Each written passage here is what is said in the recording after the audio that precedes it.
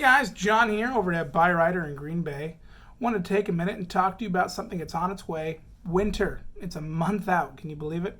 It's that time of the year again, though. It's getting cold out. Snow is starting to fall. And with winter comes ice and snow and all that fun stuff. You're going to want to make sure your cars are ready for it. Up here in Wisconsin, winters aren't a joke. We get a decent amount of snow and ice every year, even on the light years. So you're going to want to make sure your tire tread is good. If you're getting low on tire tread, you might want to get your tires replaced. You don't want to be slipping all over the road and going all over the place. Another thing you want to do, check that oil. We talked about that earlier this month. You want to make sure your vehicle is running well. Also wiper blades. You want to make sure you're able to clear off all that snow from your windshield. You just want to make sure your vehicle is generally in good maintenance for winter.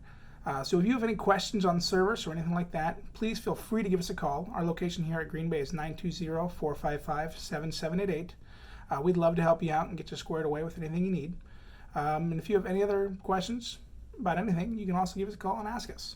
Remember, here in Green Bay, we have our $19.99 oil changes over at Auto Select near Lambeau Field.